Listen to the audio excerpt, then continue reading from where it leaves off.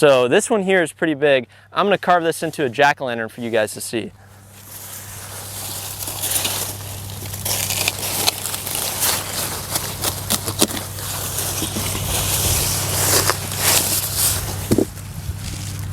All right, whenever you carve a jack-o'-lantern, it's important to cut the top off in a certain way so that the stem doesn't fall back into the jack-o'-lantern. So you want to make sure that the top is cut at an angle so that it'll fall in. If it's cut vertically or out like this, then it'll fall in. So you want to cut around the stem like this. So I'm going to go ahead and do that right now.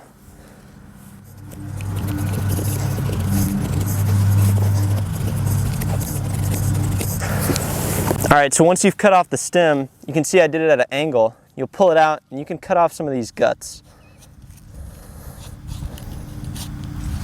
So that's the stem.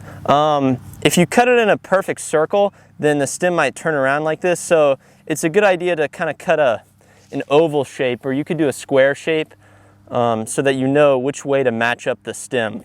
So it sits just perfectly like that. So I'll set this to the side and we'll scoop out the guts.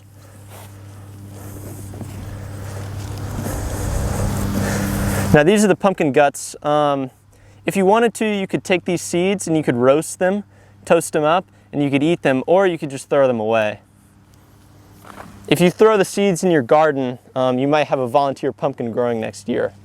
So if you don't want that, then make sure you throw them away in your trash or something to the landfill.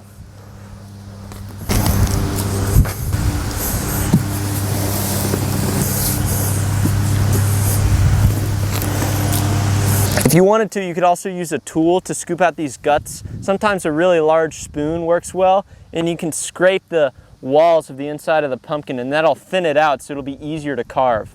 You could also use some pumpkin carving tools. They have little saws, but I just use a pocket knife and it works just fine.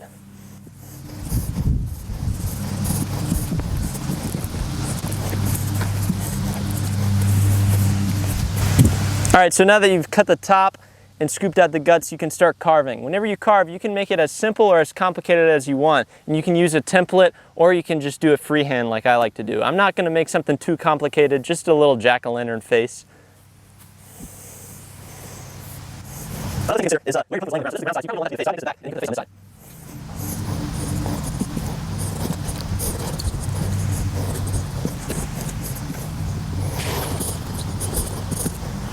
When you cut the eyes and nose, it's also good to get your blade like this, not like this, so that whenever you look at the pumpkin, you'll see some of the stem. So if I cut it like this, you can see some of the inside of the flesh. But if you cut it at an angle like this, then you won't be able to see the flesh move after. So once you cut these, you can just push them in. So I have two eyes right now.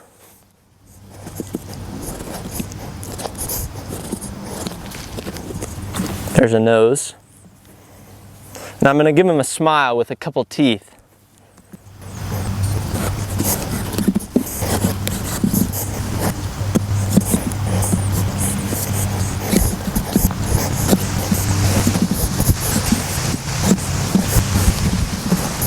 All right, so now I've cut out the smile, and you can just push all the pieces inside of the pumpkin.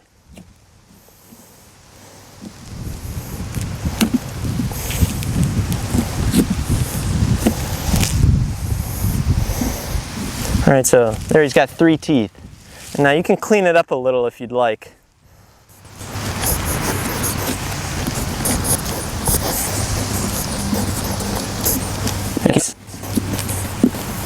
Okay, so that's about it. You can put the top back on and put a candle in there, and that's it. That's your jack-o'-lantern.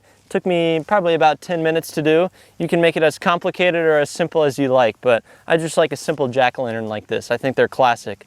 Another thing you can do to extend the life of your jack-o'-lantern is to make a solution of a little bit of bleach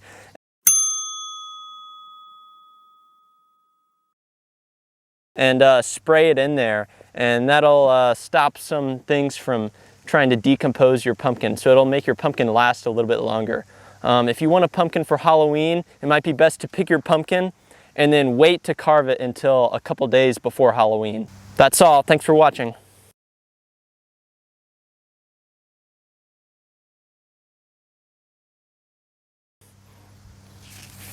All right, is that it?